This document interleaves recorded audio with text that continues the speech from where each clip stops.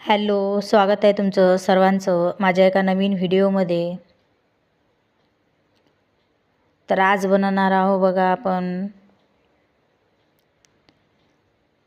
गावरान आंब्याचं लोणचं बनवणार आहोत बघा. त्याच्यासाठी 5 किलो आंबे घेतलेले आहेत मी. स्वच्छ धुतले, 3-4 तास ते पाण्यात भिजत ठेवले आणि बघा स्वच्छ कोरडे करून आता आपल्याला त्याच्यावरती मीठ आणि हळद त्याला फोडीला जे फोडलेले आहेत ना आंब्याच्या त्याच्यावर आपल्याला टाकून घ्यायचं आहे. तर सर्वात अगोदर बघा मीठ टाकलेलं आहे मी. मीठ टाकल्यानंतर आपण त्याच्यावर थोडी हळद टाकू आणि हळद मीठ जे आहे हे जे फोडी आपण कापलेले आहेत त्यांना पूर्ण असं एकसारखं एकजीव पूर्ण मिक्स करायचं.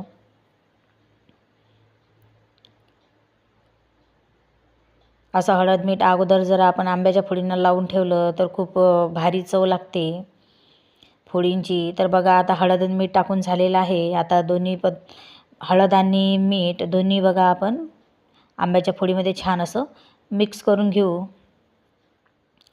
तर बघा आंब्याच्या फोडींना थोडंही पाणी नसायला पाहिजे. जेव्हा आपण धुतो तेव्हा एकदम सुकून घ्यायच्या, त्या कोरड्या करून घ्यायच्या आणि नंतरच आपल्याला त्याला हळद मीठ लावायचं आहे. तर आता हे जे हळद मीठ लावलेलं आहे हे हळद मीठ लावून आपल्याला एका भरणीमध्ये भरून ठेवायचं आहे रात्रभर. म्हणजे जे आपण हळद मीठ लावलेलं आहे त्या हळद मिठाचं पाणी सुटते बघा, त्याच्यासाठी आपल्याला ते हळद मीठ अगोदर लावून घ्यायचं असते. तर बघा अशा पद्धतीनं जेवढे 5 किलो आंबे होते सर्वच आंब्यांना हळद मीठ मी लावून घेतलं. आता चिनी मातीची भरणी दिसत आहे तुम्हाला. याच्यामध्ये आपण जे हळद मीठ लावलेलं आहे बघा त्यातलं थोडं थोडं मी टाकून भरणीमध्ये पूर्ण ते व्यवस्थित टाकून घेते. आणि लोणचं बघा आंब्याचं लोणचं एकदम सोप्या आणि सहज पद्धतीने आपण बनवू शकतो. पण अशा पद्धतीनं जर आपण बनवलं तर 1-2 वर्ष सहज आपलं लोणचं टिकते. लोणच्याला बुरशी येत नाही किंवा आपलं लोणचंही खराब होत नाही. त्याच्यासाठी आपण जेव्हा लोणचं तयार करतो, जेव्हा बनवतो तेव्हा थोडी काळजी घ्यावी लागते. जर आपण थोडीशी काळजी आणि लक्ष देऊन जर केलं तर नक्कीच आपलं लोणचं बघा 1-2 वर्ष सहज टिकू शकते.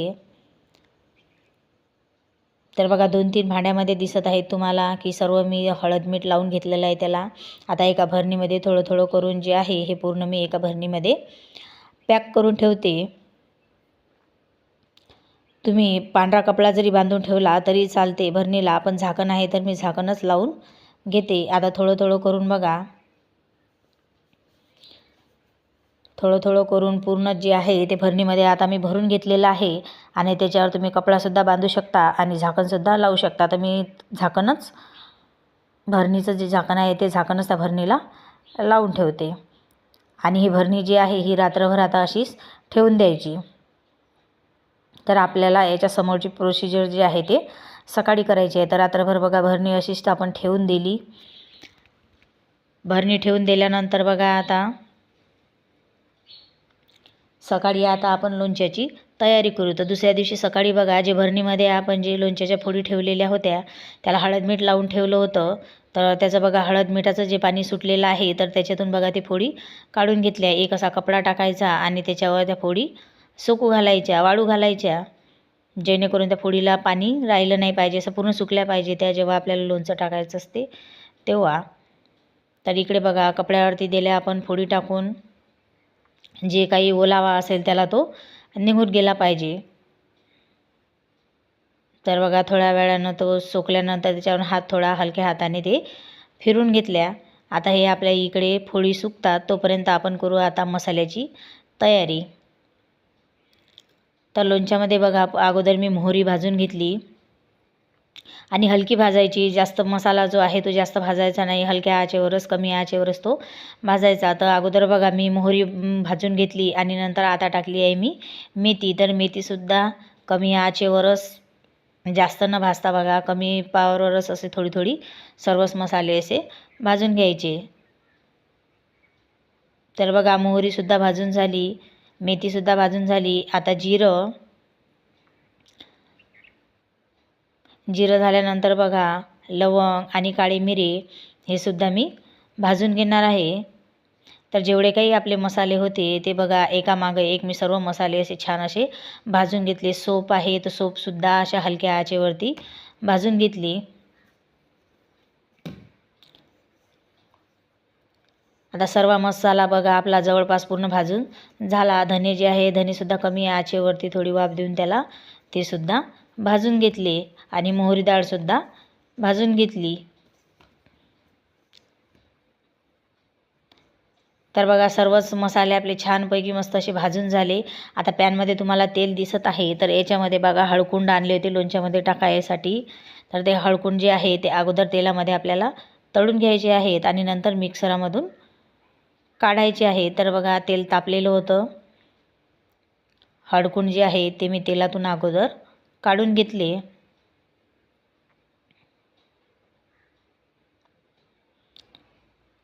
आता ते हळकुंड थंड होईपर्यंत आपला जो मसाला आहे हा मसाला आपण मिक्सरमधून आता काढून घेऊ.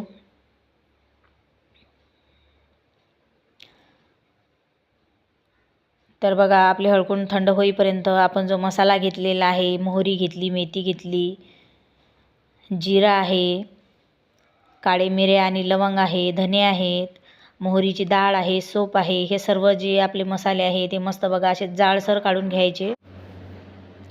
आता इकडे गॅसवर ठेवलेलं आहे बघा तेल गंजामध्ये.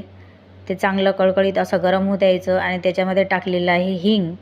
तर हिंगाची द्यायची बघा त्या तेलाला फोडणी. आपण हिंग जर लोणच्यामध्ये टाकलं तर त्यानं आपल्या लोणचं जे आहे त्या लोणच्याला बुरशी चढत नाही.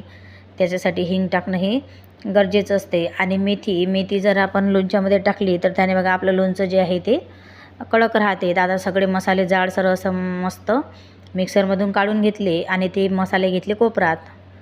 तर बघा एका टोपलीमध्ये तुम्हाला आंब्याच्या फोडी दिसत आहेत, सुकलेल्या होत्या. आता ते टोपल्यामध्ये काढून घेतल्या. आता कोपरामध्ये जो आपला जाडसर मसाला आहे याच्यात आपण टाकणार आहोत आता जे गरम केलेलं तेल आहे. तेल हे थंड होऊ द्यायचं, गरम मसाल्यामध्ये टाकायचं नाही. आता तेल बघा थंड झालं तर थोडं थोडं करून ते मसाल्यामध्ये आता आपण मिक्स करून घेऊ.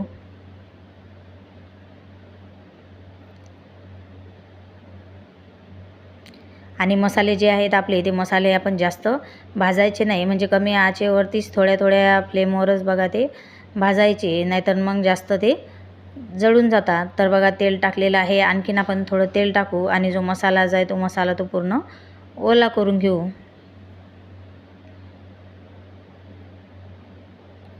आणि मसाला ओला झाल्यानंतर बघा जे आपल्या टोपलीमध्ये आपल्याला आंब्याच्या फोडी दिसत आहेत ते थोड्या थोड्या आपण त्या कोपऱ्यामध्ये टाकू आणि त्या मसाला जो आहे आपला त्या मसाल्यामध्ये त्या फोडी मिक्स करून घेऊ. तर बघा असा पूर्ण एकजीव करायचा मसाला. तेल जे आहे ते तेल पूर्ण मसाल्यामध्ये मिक्स झालं पाहिजे आणि पूर्ण मसाला जो आहे हा पूर्ण एकजीव झाला पाहिजे. तर हे बघा आता झाला आपला मसाला हा पूर्ण मिक्स करून.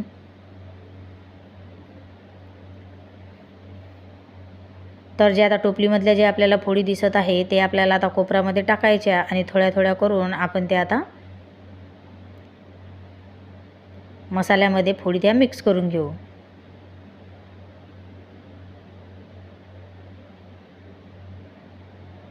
तर बघा मसाला मिक्स केल्यानंतर बघा लाल तिखट आणि हळद आणि मीठ टाकायचं राहिलं आपलं. तर बघा लाल तिखट, मीठ आणि हळद हे जेवढ्या प्रमाणात आपल्याला पाहिजे तेवढ्या प्रमाणात आपण टाकून घेतलं आणि पुन्हा आपण ते जो तेल टाकून मसाला एकजीव केला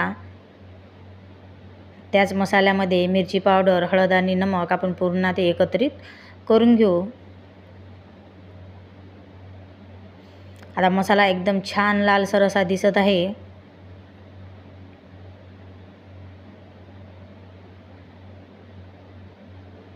लोणच्याचा मसाला एकदम भारी बनला होता.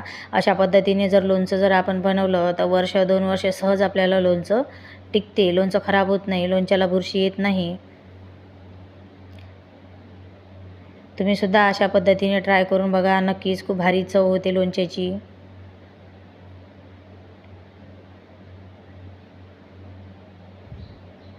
आता बघा तिखट, मीठ, हळद, लाल तिखट सगळं बघा आपलं टाकून झालं. मसालाही छान असा मिक्स करून झाला तेलामध्ये. आता आपण ज्या टोपल्यातल्या फोडी आहे त्या बघा कोपऱ्यामध्ये टाकू आणि अशा एकसारख्या मस्त एकजीव पूर्ण अशा मिक्स करून घेऊ. आणि बघा खूप सोप्या आणि सहज पद्धतीने बघा आपलं लोणचं हे बनलेलं आहे. अशा पद्धतीने बघा मसाला तयार करायचा. फोडीला हळद मीठ लावून बघा ते सुकवायच्या आणि वाळवून बघा छान पद्धतीने असं लोणचं बनवायचं. बघा दिसायलाच एवढं भारी दिसत होतं लोणचं की एकच नंबर झालं बघा. तुम्हीसुद्धा अशा पद्धतीने करून पहा.